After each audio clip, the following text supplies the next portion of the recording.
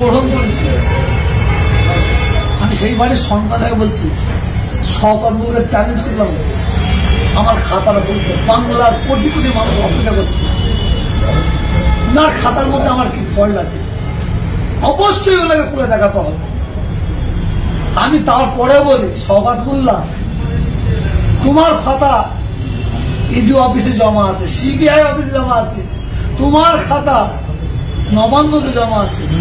একটা জিনিস মাথায় রাখবে, সাদা জুতো, সাদা লুঙ্গি, সাদা জামা, সাদা টুপি পরে ঘুরি, ইনশাআল্লাহ। যদি সওগাত মোল্লার কাছে তো মিথ্যা খাতার ফ্যাক্টরি আছে, সওগাত মোল্লার কাছে মিথ্যা খাতার ফ্যাক্টরি আছে, সাহায্যে পাঠাবে না তো, দেখাবে না তো। সওগাত মোল্লাকে বলি, ভাঙড় এবং ভাঙড় এবং ক্যানিংয়ের 99% মানুষের কাছে তোমার খাতা আছে, এ খবর আমার কাছে আছে, সময় তারা খুলবে। সওগাত মোল্লা বলেছেন যে কি এমন উদ্যোগ হয়েছে, আমাদের জলসা করে সামনে পিছনে পুলিশ গাড়ি নিয়ে ঘোরা। ও, এই কথা বলা হয়নি তো। পশ্চিমবাংলার মুখ্যমন্ত্রী মমতা ব্যানার্জি, তিনি এই বাংলার কয়েকজন হিন্দু আমার ধর্মগুরু মহারাজদের এবং আমাদের কয়েকজন মুসলমানদের সম্মান অর্থে আমাদের স্বীকৃতি দিয়েছে।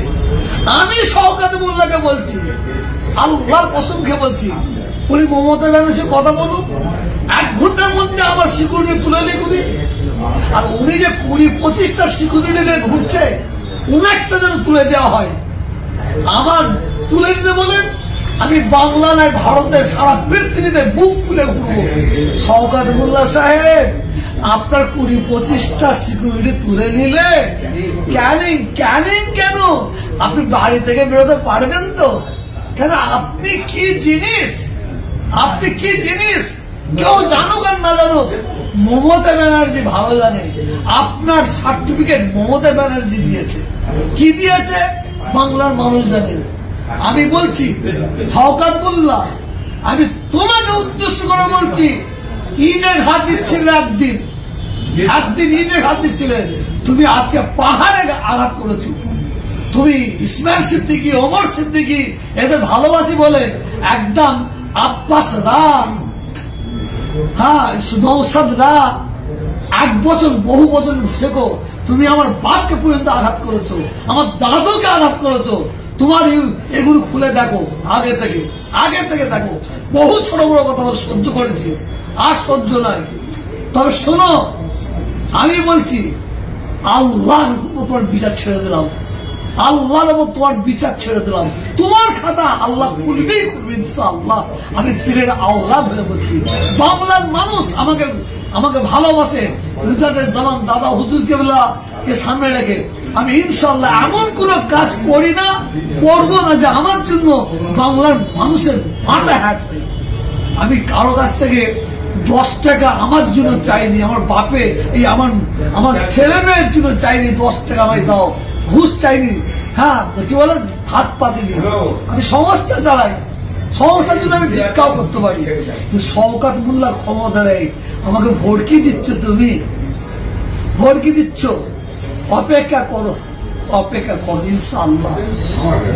আল্লাহ ইজ্জত দেয়, আল্লাহ ইজ্জত দেয়, এটা মাথায় রাখবে। বলো ভাই, সওগাতের জন্য করছো, ফুরফুরাই যাচ্ছে কি না যাচ্ছে সে বুঝবে।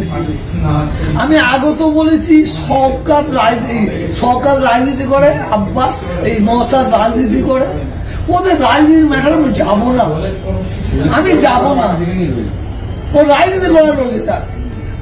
নওসাদ রাজনীতি করছে, এতে কে খুশি আমি জানি না, কিন্তু সে যেতে পারে, তার ব্যক্তিগত ব্যাপার। কিন্তু আব্বাসকে নওসাদকে সামনে রেখে ও আমার খানদানকে গালাগালি করবে, আমার খানদান তুলে। আমি তোমাকে বলছি, তুমি হারামজাদা, তোমরা হারামজাদা, তার মানে কি হবে? তুমি জানোয়ার, তোমরা জানোয়ার। সবচেয়ে বড় জিনিস তো সওগাত, তো ভাষাটা বুঝবে কি করে? ও তো আমেরিকায় নাকি পড়াশোনা করেছে, ইংল্যান্ড নাকি ইউনিভার্সিটি পড়াশোনা করেছে। আমি যে কথাটা বলি যে পুঁতে ফেলবো, ও যদি শুরু থেকে শেষ পর্যন্ত শোনে, সওগাত আমার কাছে পায়ে তলে ক্ষমা চাইবে যে আমি ইউটিউবারদের কথা শুনে বলে ফেলেছি। আমি ওখানে আব্বাসকেও আঘাত করেছি। আমি বলেছি ইটকে মারলে পাটকেলতে খেতে হয়। নওশাদকে আব্বাস ওকে বলেছে, আর আব্বাসকে সদার বলেছে, বলতে পারে, ওদের ওদের ব্যাপার। কিন্তু আমি তো ডাইরেক্ট তোকে বলি না, ও আমাকে আঘাত করছে কেন? যাক, সবার সঙ্গে তো আপনার সম্পর্ক খুব ভালো ছিল এক মঞ্চে, আপনারা আরো ভালো নাই এরকম কাদাচুর মানে ইয়ে বলছে কাদা ছোঁয়াছুঁতি গেলে আমি এটা বলতাম না। আমি ব্যাঙ্গালোরে ছিলাম, আমি অসুস্থ, বিশ্বাস করলে আমি এটা বলতাম না। এরপরে যদি কিছু বলে জবাব দেবো, জবাব আমি দিয়ে আসছি। আমি বলতাম না, কারণ বাংলার মানুষের কাছে একটা কিন্তু ছন্দ আমি কাটার জন্য বাংলার মানুষের কাছে উদ্দেশ্য করছি, দোয়া করুন আপনাদের তহা ভাই দাদা হুজুর এর সম্মান দিয়ে যেন থাকতে পারে ইনশাআল্লাহ।